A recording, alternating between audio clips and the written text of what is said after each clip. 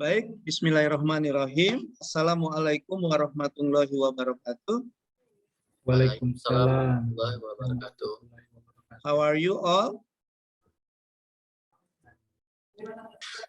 Sehat? Alhamdulillah sehat, Coach. Alhamdulillah. You know that here in Lubuk Lingga it is raining. What about in your town? What about in Batu Raja? Raining nggak? Cerah ya? Ya, secerah hati-hati kalian yang sedang berjuang menyusun rancangan aktualisasi ya. Oke, baik adik-adik peserta Latsar, kita ketemu lagi di sinkronus ketiga ya. Sinkronus ketiga di pembelajaran agenda 4. Jadi di sinkronus ketiga ini pembimbingan rancangan aktualisasi. Jadi nanti sekilas saya akan menggambarkan tentang bagaimana bentuk format dari rancangan aktualisasi, kemudian juga akan diberikan sedikit tugas-tugas dari mentor dan coach, apa peranan dan tugasnya, dan yang terakhir nanti di pembelajaran kita sinkronus yang ketiga ini kita melaksanakan pembimbingan. Nah, karena waktu kita cuma more or less only 90 minutes, jadi kurang lebih cuma 90 menit, kita mulai dari jam 14.30, mungkin jam 4 kita harus sudah selesai. Maka untuk pembimbingan di session terakhir nanti, di pembelajaran kita hari ini mungkin hanya ada beberapa orang saja, tidak semuanya. Nanti kita lanjutkan di di media yang lain. Apakah lewat Google Meet atau lewat video call di WA ya, atau melalui telepon ya. Oke. Baik, itu kesepakatan kita di pembelajaran kita di sinkronus ke 1 to 3, di ketiga untuk pembelajaran agenda keempat ini. Baik. Ya. Kita mulai ya. Ya. Kita mulai sebentar. Kita mulai sedikit dengan penjelasan tentang format ya, format rancangan aktualisasi. Ini sehubungan dengan di tugas-tugas kalian. Jadi di hari-hari yang kemarin itu, ya, di hari kemarin itu mulai dari hari ke-11 sampai dengan hari ini ya, sampai hari ini ke berapa? 14 atau 16 ya. Nah, dari yang kemarin, dari hari ke-11 sampai hari ini, kalian sudah mendapatkan tugas dari coach, itu tugas per hari. Di mana tugas per hari itu adalah cikal bakal kalian menulis dokumen rancangan aktualisasi. Nah, kapan sih mulai menulis dokumennya? Ya ini tadi, ini. Nanti setelah ini, setelah kalian kita sinkronus ini, saya kasihkan format rancangan. Nah, baru kalian mulai memasukkan tugas-tugas yang sudah coach berikan dari hari ke-11 sampai hari ini ke dalam format dokumen rancangan aktualisasi. Starting from tomorrow, baru nanti kita membahas, mengkuliti masing-masing rancangan setiap peserta. Persiapan sebelum evaluasi rancangan aktualisasi. Gitu ya. Oke. Jadi nanti untuk mengkulitinya kita mulai besok. Jadi mulai besok mungkin kita menggunakan media yang lain, bisa tidak harus lewat Zoom, ya. Kita mulai membahas satu persatu, kita kuliti satu persatu nanti, ya. Nah kalau untuk hari ini masih berhubungan dengan tugas-tugas yang coach berikan mulai dari tanggal 11 kemarin. Oke, baik. Kita mulai dari yang pertama di materi kita yang pertama adalah rancangan aktualisasi. Nah, ini adalah form dari rancangan aktualisasi. Ya, di situ ada logo Lubuk Linggau. Mungkin kalian bertanya, Pak, kok kami logonya Lubuk Linggau, Pak, bukan logo OKU, kami kan CPNS OKU. Mungkin ada yang bertanya seperti itu. Nah, kenapa kita taruh logo Lubuk Linggau? Logo di sini adalah logo penyelenggara pelatihan dasar CPNS. Karena pelatihan dasar CPNS ini diselenggarakan oleh pemerintah Kota Lubuk Linggau maka logonya juga menggunakan logo Lubuk Linggau. Lah Pak, kami kan CPNS OKU. Iya, kalian memang CPNS OKU, tetapi pada saat kalian mengikuti taksar, pemerintah Kabupaten Oku menyerahkan kalian ke pemerintah Kota Lubuk Linggau. Nah, gitu. Ya. Jadi sebenarnya pada saat nasar ini kalian tidak ngantor, tidak melaksanakan tugas sebagai CPNS di situ, karena kalian sudah diserahkan di pemerintah Kota Lubuk Linggau untuk dididik dalam pelatihan dasar CPNS. Nah, nanti pada saat kalian habituasi, baru kalian melaksanakan habituasi sekalian melaksanakan tugas-tugas kantor, gitu ya.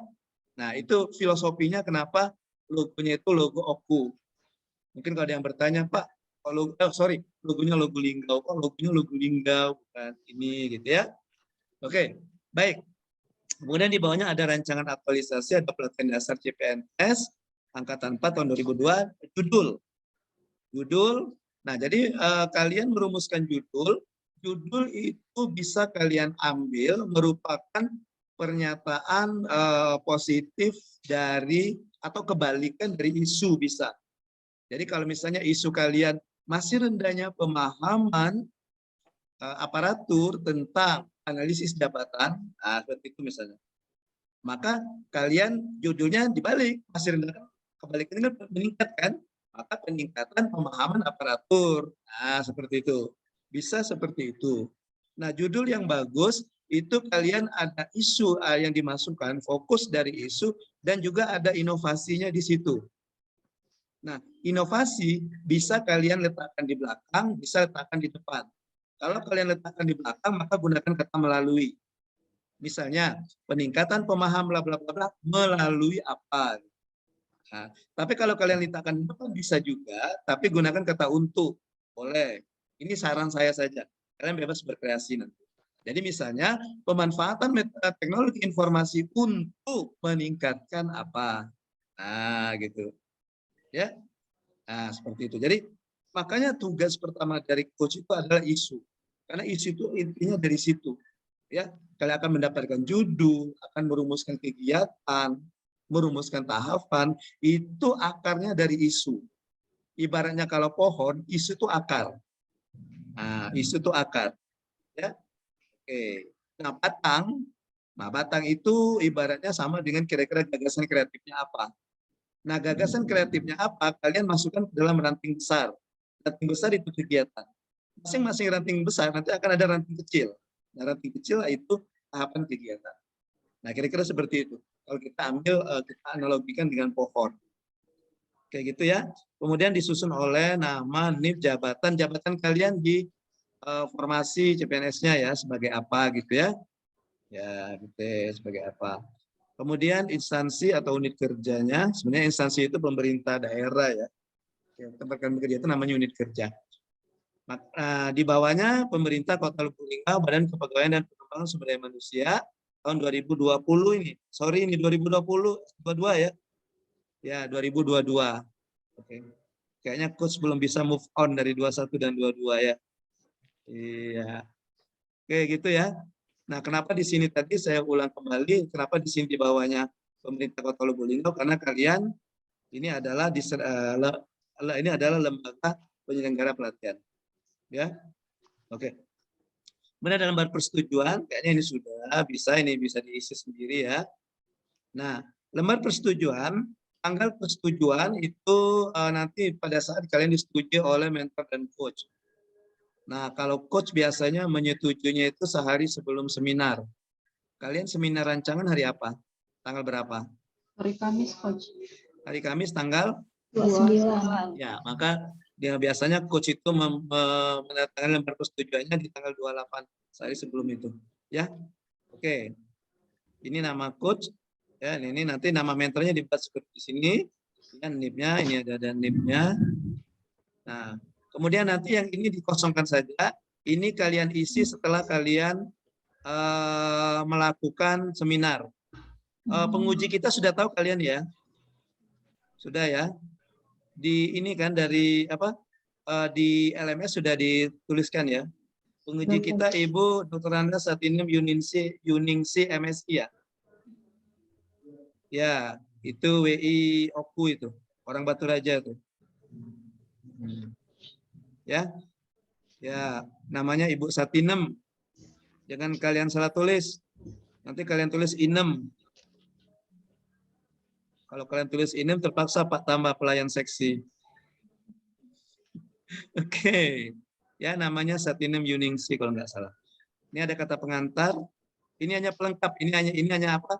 Istilahnya kalau kalian bikin kue, nah yang ini yang halaman 2, halaman 3, halaman 4 ini toppingnya. Tahu topping? Nah, ya itu toppingnya. Ini juga toppingnya gitu ya. Nah, nanti kalau begitu Pak, ini semua topping, mana bahan dasarnya? Bahan dasar kuenya ini. Nah, bab inilah yang dasarnya itu. Ya. Oke. Baik. Oke. Kita lanjutkan ya. Kita mulai dari bab 1 pendahuluan. Itu ada 3 ya. Ada 3, ada latar belakang, ada tujuan, ada ruang lingkup. Nah, untuk latar belakang, itu Coach sarankan supaya kalian menulisnya secara deduktif, bukan induktif ya, deduktif. Artinya kalian mulai bicara tentang sesuatu yang umum, terus dia mengerucut sampai nanti membicarakan tentang isu, ya gitu, ya gagasan. Nanti kan cerita dulu tentang umum, mungkin 1 paragraf umum, kemudian dibawa lagi mengerucut ke arah isu atau di unit kerjanya, kemudian terus mengerucut lagi sampai nanti di paling akhir itu ada gagasan kreatif yang akan kalian lakukan. Kira-kira seperti itu. Ya. Nah, bagus sekali kalau latar belakang ini kalian ada data dan fakta. Ada data dan fakta. Misalnya, misalnya